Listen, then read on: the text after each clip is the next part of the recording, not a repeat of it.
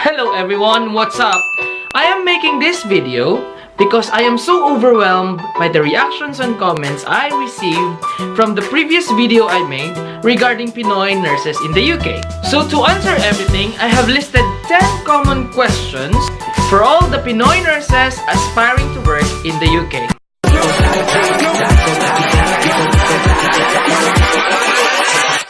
Hold up.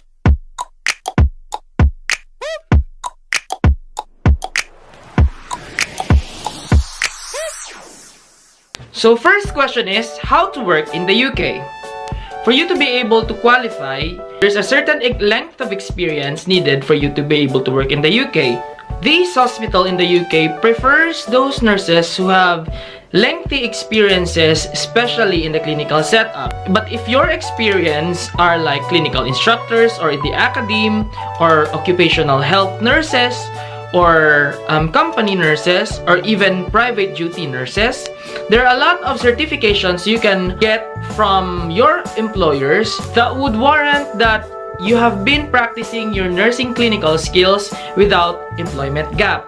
Make sure you finish the 4-year degree course in Bachelor of Science in Nursing in the Philippines, and make sure you've taken the licensure examination for nurses and passed, and you already have your license.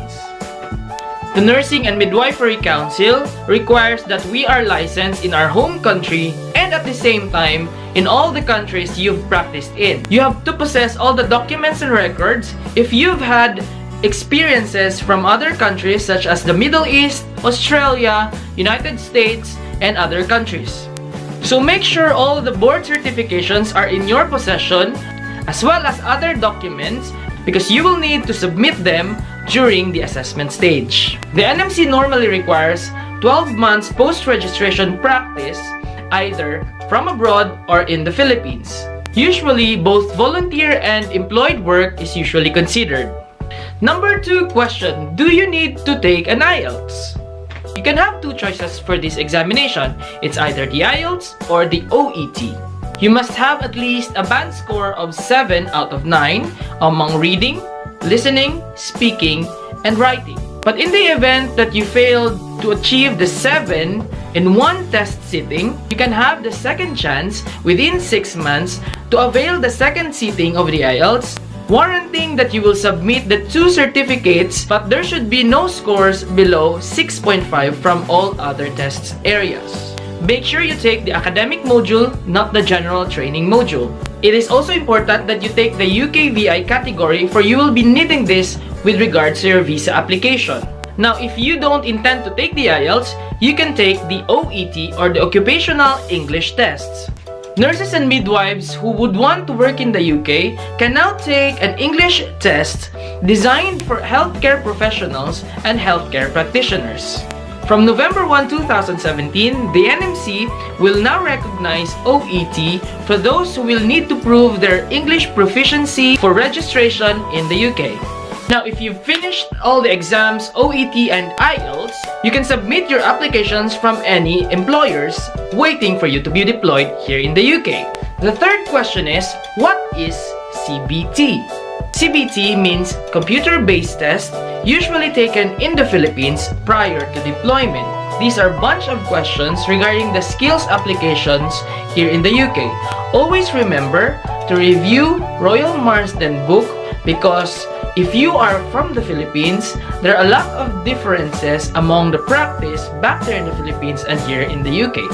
Fourth question is, what is OSCE or OSCE? Now, to complete your registration, you will need to take the second part of the exam, which is the OSCE or the OSCE. OSCE is a clinical skills demonstration usually recorded. You will actually demonstrate a specific skills required for each situation. You will need to be assessed in the area of assessment, planning, implementation, evaluation, and 2 clinical skills. And the results will usually come out 24 to 48 hours after the skills examination. Then the next question is, are you immediately a registered nurse when you arrive here in the UK? The answer is no. You will be a healthcare assistant when you arrive here in the UK. you will need to finish all the qualifying examinations before you can grab your license here to practice in the UK. Generally, you will be a healthcare assistant for 3 months. It depends upon the employer, but within this time, you will be practiced and guided in order for you to prepare for the upcoming OSCE examination. Next question is, which is better? Government hospital or private hospital? When you say government hospital, this is the NHS trust in the UK. The private hospitals are the private institutions in the UK. If you want to learn and you're more inclined on researches, well, NHS could be a better place for you.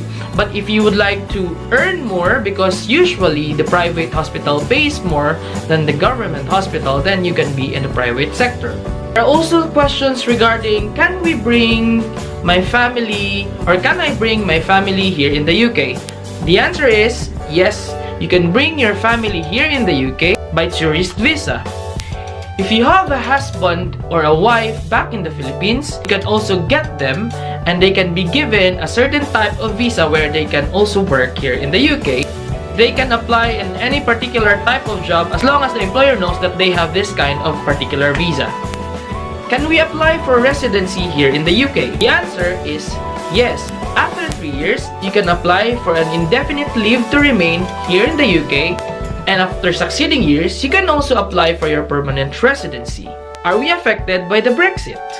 Well, I am not a political expert here in the UK, but as far as I know, the Filipinos are not affected by the Brexit because the Brexit only applies to the members of the European Union. So there is no need to worry about the Brexit because it doesn't affect the Filipinos. Number 10 is, what is the cost of living here in the UK? Well, it really depends on how you live your life. But rest assured, you can always save for yourself and at the same time, you can still send money back in the Philippines for your family's provision. Yes, UK is not a cheap country, but you can also earn a good amount of salary when you're here in the UK. I hope I answered most of your questions, so thank you for watching this video. If you have some questions, just comment it down below and I will try to answer them one by one. Thank you for watching the video. If you liked the video, please like, comment, share, and subscribe if you haven't subscribed yet. And see you on the next adventures I will have for the next videos. Bye!